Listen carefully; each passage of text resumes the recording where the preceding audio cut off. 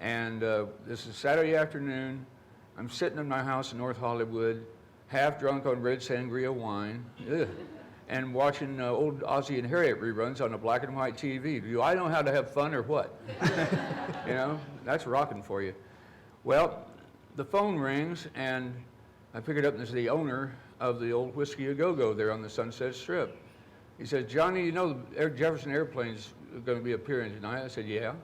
He said, well, Taj Mahal is supposed to do the opening act for the airplane, and Taj can't make it. He's sick.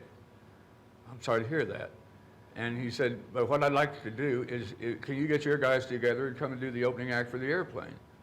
I said, sure, yeah, I'll call you right back. So I called my guys, and they all said, sure.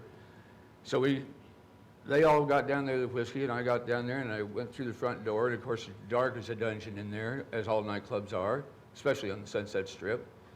And I noticed over on the right-hand side of the stage, there were a group of tables that were roped off, and there were candles on these tables. I didn't think anything about it, really. I figured, well, some people made some reservations to come see the airplane. They didn't come see me. So my guys and I got up, and we did a 45-minute set as the opener for the airplane. Got off stage, and the airplane came up, and they were doing their thing. I was down in my dressing room, changing out of my show clothes and back into whatever I had for civilian clothes. Mm-hmm. And about a couple of minutes there, and I looked, and I could see this image in my dressing room mirror. This huge form filled my dressing room door, and I thought, uh-oh, I'm in trouble. I've done something really bad here. I've dated the wrong girl, or I dated somebody's wife, and I didn't know, what the deal. I thought, I'm in real trouble here. I turned around, yes, sir, what can I do for you? He said, there's a man what wants to see you right now. I said, oh, golly, now I know I'm in trouble. Send somebody that big. And so, do you mind if I finish getting dressed? No, go ahead. I'll put my guitar in the car, and I'll be right with you. I'll take care of your guitar. He grabs that, and he disappears. I thought, well, that might be the last I ever see of that. I don't know. He might have ate the thing. I don't know. He looked like he could have. And he comes back, and he said, are you ready? I said, yeah, as ready as I'm going to be. So he takes me out there, up these stairs to the floor where all the tables are. And those tables I told you were roped off and had the candles on them. He takes me over there, and there's Elvis. He's sitting there with a bunch of his people. And the guy who brought me out said, Johnny, this is, I said, I know who it is.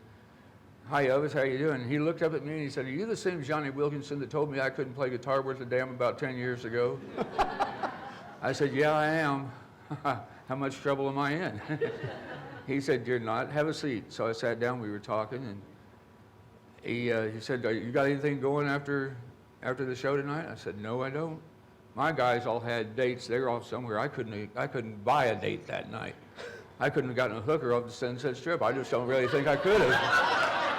It's just one of those nights, where nothing was available. So, you wanted truth. Yeah, this is good. Yeah. This is good. By this time, Johnny Carson would have ripped me in half. Yeah, I'm just listening. Yeah. Anyway. This is the first interview where someone said, damn ass hooker. Oh, well. Yeah. Only you could get away with it. I'll expect my check in the mail. Yeah, right. Thanks. And so we sat and talked, and he said, well, we're going to all go up to the house here. We're just going to sit around, pick and grin, and, sing some old gospel music. Why don't you come along? I said, okay, fine. I don't know where you live. He said, well, give your car keys to Charlie, one of his gophers. And I gave my car keys to Charlie. He said, you'll ride with me. And ladies and gentlemen, that's the night that I found out that Elvis was the world's worst driver. The worst driver. He should never have been given a driver's license, ever. He knew two ways to drive, fast and faster. And for those of you who might be familiar with Beverly Hills out there in L.A., where all the big mansions are and the stars live, these roads are real windy, sort of like here in the Ozarks, some of them. And he went tearing around those corners, and his guys are all following, like the presidential motorcade. Yeah.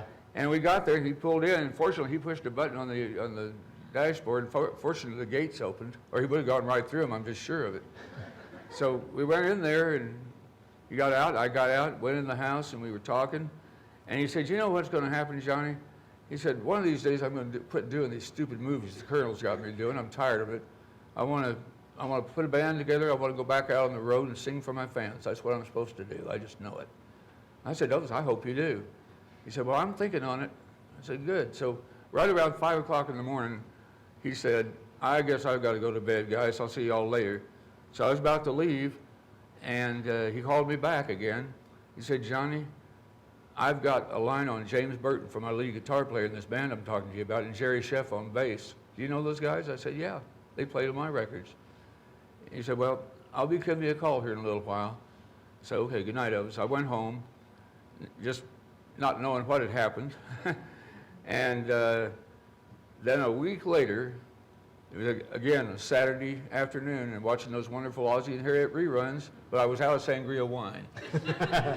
So I was without that. Anyway, the phone rings. Of course, all my guys, all my friends knew I was an Elvis Presley fan. So occasionally they'd call and try to sound like him, try to trick me into thinking it was Elvis calling, which I didn't think was very nice. But I'm sitting there, and the phone rings. Yeah, in my usual friendly greeting, what? You know, and this voice says, Johnny, this is Elvis. I want to tell you, I want to talk to you tonight. And I said, yeah, right, click. And I hung up.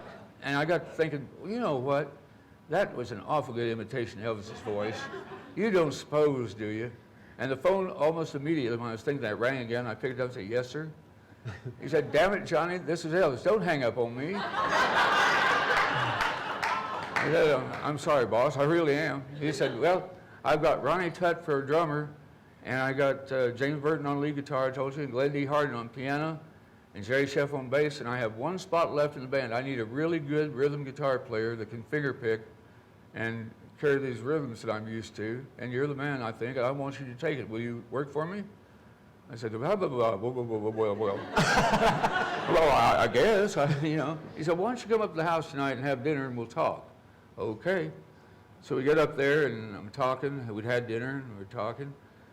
And I said, Elvis, you know, I don't even own an electric guitar. I'm not a rock and roll player, I'm a folk picker. I do country music and folk songs, you know, like Judy Collins, Kingston Trio, okay? And he said, well, yeah. So I said, I can't be a rock and roll rhythm guitar player, Elvis. He said, well, and he reached in his pocket, he pulled out a piece of paper, he wrote something on it, he handed it to me, and it was a fantastic amount of money. He said, now, are you my official rock and roll rhythm guitar player? I said, you bet your ass.